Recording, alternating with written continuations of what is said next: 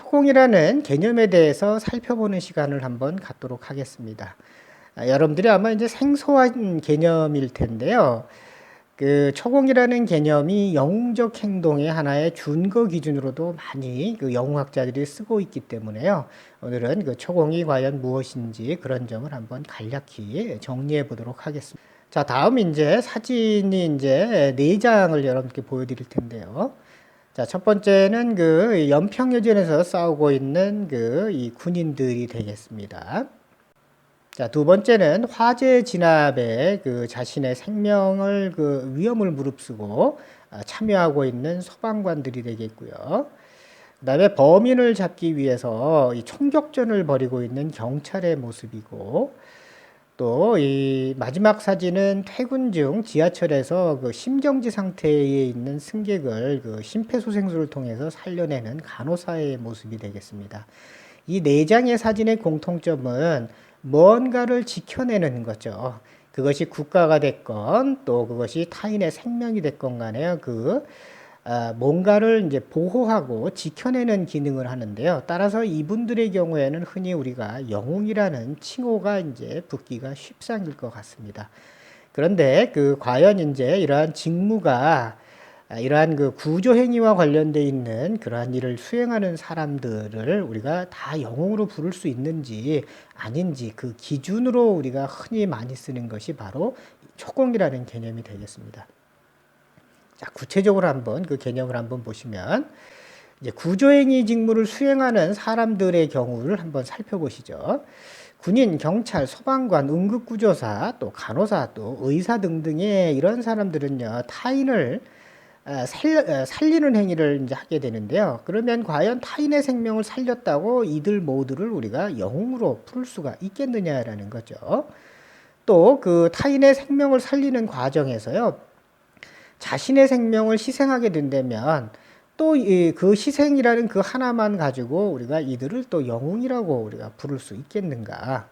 왜냐하면은 이거 지금 말씀드린 이러한 구조행위 관련된 이러한 이 직무들은요, 본질적으로 보면은 그 위험이 그 자체 속에 이미 들어가 있게 됩니다. 경찰이나 소방관은 생명의 위협이 늘 이제 도사리고 있죠. 그런데 그 위험을, 희생 가능성을 알면서도요, 그 직무를 자발적으로 선택을 했죠, 이 사람들은. 그러면 이분들이 이러한 선택을 한 거를 했기 때문에요, 그 행위를 하다가 어떤 희생적인 사망 사건이라든가 뭐 신체의 위해를 나타내는, 위해를 입는 그런 사고가 발생한다고 해서 그러면 이들을 우리가 다 영웅으로 이렇게 평가할 수가 있겠냐라는 거죠. 그런 의미에서 보면은 당연히 이들은 이들의 일이다라고 주장하는 사람들이 나올 수 있을 텐데요. 그런 주장을 이제 한편에서는 좀 뒤집어 엎고 또 한편에서는 또 지나치게 그냥 무조건적으로 영웅이라고 칭하는 것을 조금 더 막는 방식으로 이 초공이라는 개념이 이제 사용이 되고 있습니다. 자, 개념은요, 아주 쉬운 개념인데요. 문자적 의미로는 초공, 그래서 초는 넘어서다라는 의미가 되고 공은 직무란 말이 될 텐데요. 영어로 이제 superlation이라고 그러는데, 직무의 범위를 넘어서는 행위를 우리가 이제 초공이라고 이제 부를 수가 있게 됩니다. 우리가 이제 소방관의 경우에는 화재를 진압하는 게 직무죠. 그런데 지금 건물이 무너질랑 말랑하는 상황인데, 그럴 때에는 아마 직무상에는 위험이 감지됐을 때는 그 건물 속으로 진입하지 않아야 된다라는 규정이 분명히 있을 겁니다. 그런데 그 직무가 이제 거기까지가 직무가 될 텐데요. 그런데 그 화재 난 건물 안에서요, 누군가가 살려달라고 구조 요청을 하고 있습니다. 그것을 때에 따라서는 그 직무의 성격상 우리가 들어줄 수가 없는 상황도 나타나죠. 그러나 그 직무가 요구하는 사항을 넘어서요, 불길 속으로 뛰어들어서 이 구조자를 구조해 낸다면 바로 그런 행위가 바로 우리가 이제 초공행위라고 이제 볼 수가 있을 것 같습니다. 자, 그러면 이제 이 고대부터 존재하던 이 초공의 개념을 조금 현대의 의미로 이제 바꿔서 조금 정립한 분은 이제 데이비드 헤이드라는 분이 될 텐데요. 자, 이분은 이제 철학 교수로요. 저서는 이제 슈퍼레게이션이라는 이제 책을 통해서 그 초공을 이제 조금 이 사회 일반으로 이제 확대시키는데 가장 큰 기여를 했습니다. 이분은 이제 초공이라는 말은요, 즉 직무를 넘어서는 행위라는 거는 의무도 금지 사항도 아니라는 거죠. 두 번째는 그 직무를 넘어서는 행위라는 거는 그것을 안 했다고 해서요. 직무를 넘어서는 행위를 안 했다고 해서 이게 잘못은 아니죠. 따라서. 그렇기 때문에 제재나 뭔가 비판을 할 수 있는 대상도 아니라는 겁니다. 또 그 초공이라는 말, 즉 직무를 넘어서는 행위라는 거는 그 결과가 또 본질적 가치가요. 결국에는 도덕적으로 선해야 된다라는 겁니다. 그러니까 어떤 이익을 목적으로 한 게 아니라요. 이제 도덕성을 바탕으로 해서 직무를 넘어서는 행위를 해야 된다라는 거고요. 그다음에 네 번째는 누군가를 위해서 이게 강요가 아니라 자발적으로 선택한 것이기 때문에요. 칭찬의 대상일 수가 있다라는 거죠. 이러한 이제 기준점을 바탕으로 초공이라는 거는 따라서 영웅적 행동이 될 수가 있다라는 게 이제 헤이드의 이제 주장이 되겠고요. 이 개념을 조금 더 이 어떤 기준점으로 좀 더 명확히 제시한 분은 이제 크리스토퍼 카울리라는 분인데, 이분도 이제 편저로 이제 슈퍼로게이션이라는 책을 이제 발표하면서 그 책 속에 초공의 네 가지 요소를 제시를 합니다. 첫째로는 자유의지로 선택해야 된다. 즉 직무를 넘어서는 행위는 자유의지에 의한 선택이어야 된다. 두 번째는 그 자기이익이 아니라 그 선의 동기가 돼야 된다. 그다음에 셋째로는 그 일종의 희생이라는 개념을 이제 내포한다.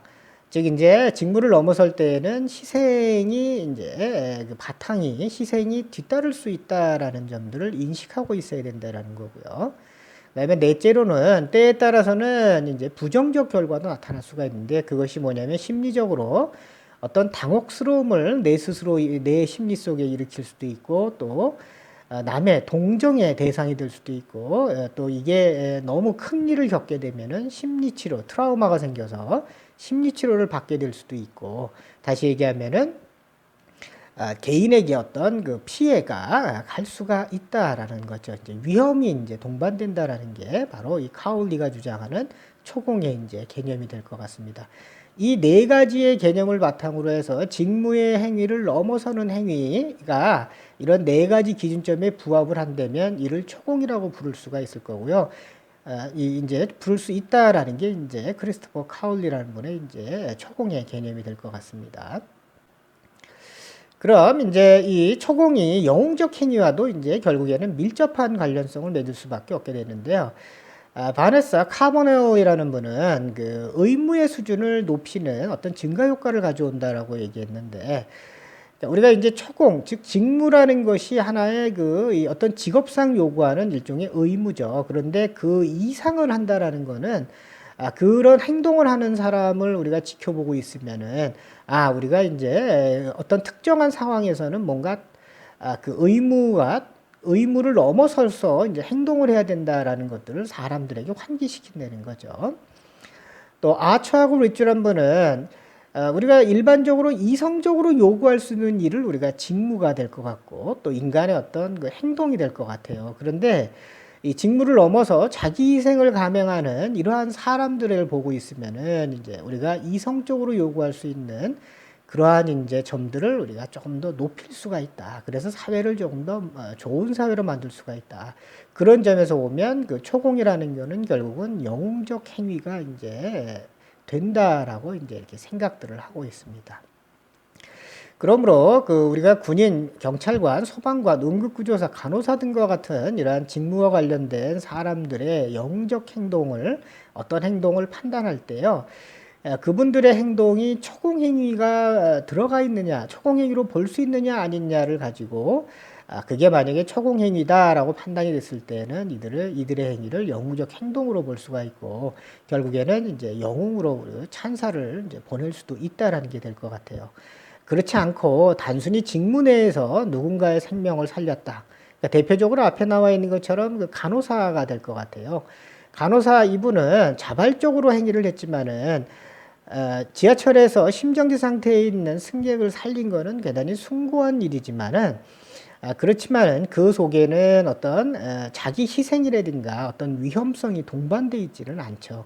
비록 직무를 넘어서는 행위처럼 보일지 몰라도 초공의 요소 속에서 이제 요구하고 있는 점들은 이제 그 가장 크게 다룰 수 있는 희생이라든가 위험 요소가 종반되는 그러한 직무를 넘어서는 행위는 아니기 때문에 그냥 순고 행동, 아주 선한 행동 정도로 우리가 평가할 수 있지 영웅의 행위로는 이제 보기가 좀 어려울 수도 있다라는 점이 바로 이제 초공의 개념을 도입하면 우리가 영웅적 행동을 보다 명확히 판단할 수 있는 기준이 될 것 같아요. 다만 여러분들이 좀 우리가 유념할 것은 초공이라는 말은 일반 시민한테 해당되는 말은 아니고요. 아까 말씀드린 것처럼 구조나 안전 관련된 직무를 수행하는 사람들한테 이제 적용되는 내용이 될 것 같아요.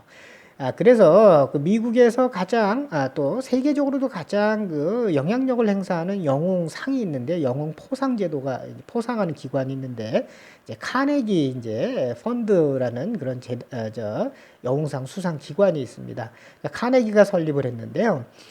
여기서는 기본적으로 군인과 경찰관과 같은 이러한 그 구조 관련자들은 그 영웅 수상자의 요건에서 제외를 시킵니다. 그것은 뭐냐면은 원래 그 직무 자체가 위험한 행동이기 때문에 그런데요. 다만 아까 말씀드린 것처럼 초공의 개념이 도입이 됐다면 그것이 초공의 개념이 이제 성립이 된다면 영웅적 행동으로 간주해서 이들에게도 영웅상을 영웅으로 이제 포상하는 그러한 대상자로 선정하기도 한다라는 겁니다.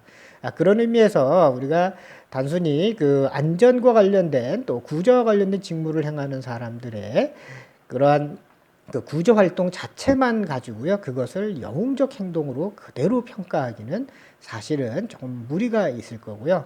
그거를 조금 더 객관화시킨 것이 바로 초공이라는 개념이 될 것 같습니다. 자, 오늘은 그 초공의 개념을 살펴보았습니다. 오늘도 좋은 하루 되세요. 감사합니다.